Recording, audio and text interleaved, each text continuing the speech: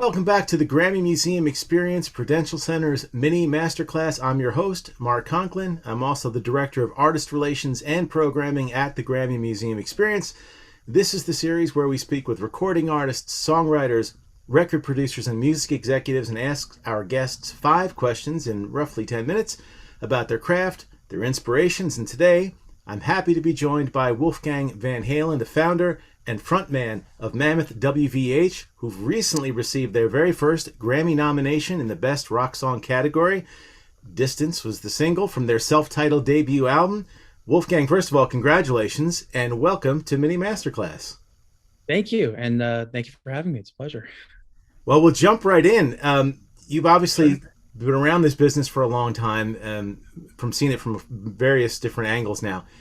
Is there a common thread that you've seen that's the skills or qualities that it takes to be successful in this, whether it's again in front of behind the mic or on the side of the stage or whatever it is? Are there certain characteristics that you've noticed?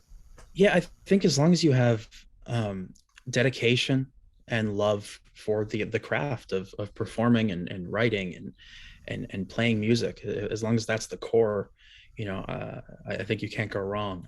I do think with anything, there's always a dash of luck involved in terms of a success.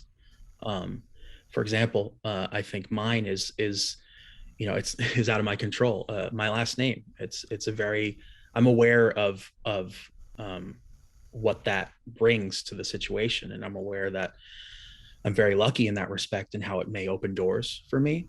But on that same conversation, it doesn't keep the doors open, and it doesn't Right. put you through the doors. I think what does get you through those doors and keeps you there is being able to write music that resonates with people and being able to competently perform it as well. And I think those are the things that keep you in that doorway and or pushes you through. I think also, I've been watching Get Back, that Beatles documentary that's out right Right. now. And I think a lot of people are taking away this thing where it's like, even the legendary Beatles, like it doesn't just happen. Like they start with nothing and then they end up with something. That no matter who you are, you kind of have to grind a little bit. You just need to dedicate yourself and allot the time to it. What's the part of it that you love the most? Obviously, there's some. You don't love everything about every. There's no job or career that you think everything is perfect. But for you, what's the thing that you do love the most? Like, if you had to give up everything else, that one thing that you would still do anyway. I think the most rewarding thing about what I do and about what my job is, in my limited experience as with my own project, with my own band, is being able to see um, my music that's so personal to me resonate with people directly in an audience, and that energy. And like we played this anything from people being emotional or to people going crazy. We played this festival in Atlanta, and people moshed to a couple of my heavier songs, and that had never happened before. And that was like, this is awesome. Like that's really crazy to see this happen. And it's just the fact that music can bring that out. It's such a fun. There's nothing like a live music experience from either Yeah, perspective. yeah, which There's is nothing like it. good to get back to it again. I'm sure you're, sure Absolutely, everybody's been it's missing it. incredible. This one we call pro tip. So it's something that you apply, whether it's to playing or whether it's to to writing or performing, but just something that maybe as our viewers or our students or people are developing their craft, something they might be able to try out for themselves as they're progressing as well. Um, Hell, it might seem like kind of a cop out of an answer, but this is what my dad would always say, which was just play and play some more. Like you just can't go wrong by just honing your craft. It's kind of that what is it, the 10,000 hour rule, where Yeah. where it's just you kind of, the longer you play and the more time you put into it, the more you get out of it. And also it kind of breaks it down for you. It makes it like, do I want to keep doing this if I'm doing it this much? Right. You just gotta keep doing it pretty much. Yeah, it's basically never stop playing or looking for things that inspire you to keep playing or writing. Um, this one's a fun one. We call it vintage vinyl. Now, it doesn't have to be on vinyl. It could be an old 8-track. Who knows? But just something from way back when, maybe even in the last century, a favorite of yours that informed you, inspired you, and maybe you still find yourself going back to even now when you're looking for inspiration to draw from, and something that if our viewers haven't checked out yet, or maybe they haven't checked out in a while, that we should.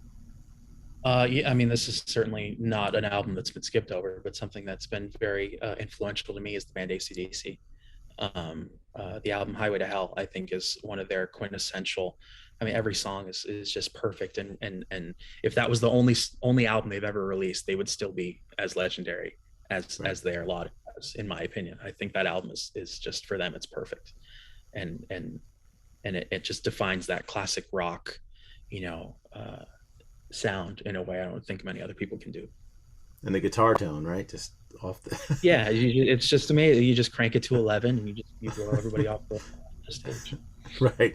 Now, is there anything, it's something we call a sweet inspiration, but it's something that maybe over the last year and a half or 2 years now, I can't believe we're almost at 2 years of this whole thing, but just something that during this whole time that you've found that inspired you. Now, this could be music, it could be artwork, it could be a book, it could be film, anything. Just something that made you take notice that we should check out as well if we can. Oh, wow. I don't know if it's anything that you can check out or I don't know, but I mean, something that's inspired me recently, I've just kind of done a complete out of my comfort zone sort of thing. And I bought an 8-string guitar. Wow. I really don't know how to play it at all, but I've been learning all these crazy like metal songs with these crazy polyrhythmic things. And it's a whole other side of something familiar to me, which is guitar playing, but it feels so alien. So it's a really fun thing to kind of test myself with something I feel is completely out of my depth, but I'm having fun swimming through it anyways.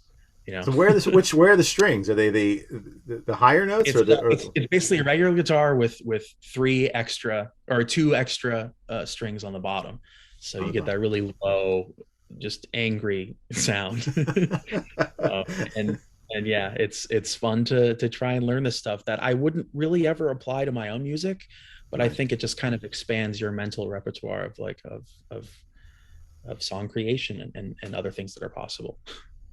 Very cool. Always good to try new. Like I always tell people, pick up an instrument that you don't play and see what comes out. Yeah, I guess that's what I'm trying to get across, is that it's just so something that I that is so different. Right. And just trying something new and kind of daring yourself in a way. It's like, you can't do this. It's like, hell yeah, I can. Right. And you just kind of you figure out a way to do something new. It's cool. That's awesome. Well, we made our 5 questions, but for you now, listen, you got the Grammy nomination, obviously is a big thing, but what are you excited about? What's for the rest of this year, or what's left of it, or actually going into 22? What are you looking forward to? Yeah, going to 22, I'm looking forward to touring some more. Absolutely.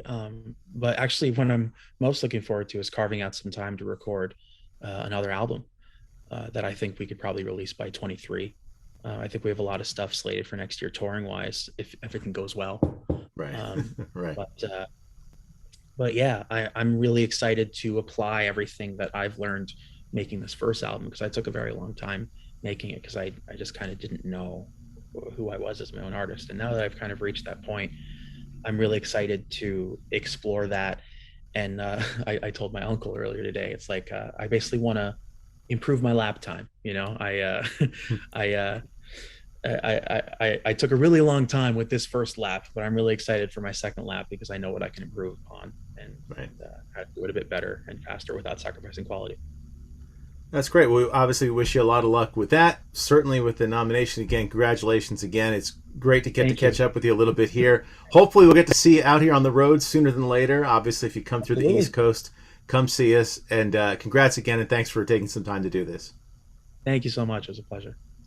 Thank you. Thank you, everybody, for watching this episode of Mini Masterclass. My name is Mark Conklin. That's Wolfgang Van Halen. And as always, we encourage you to make music and make a difference. And we will see you again next time.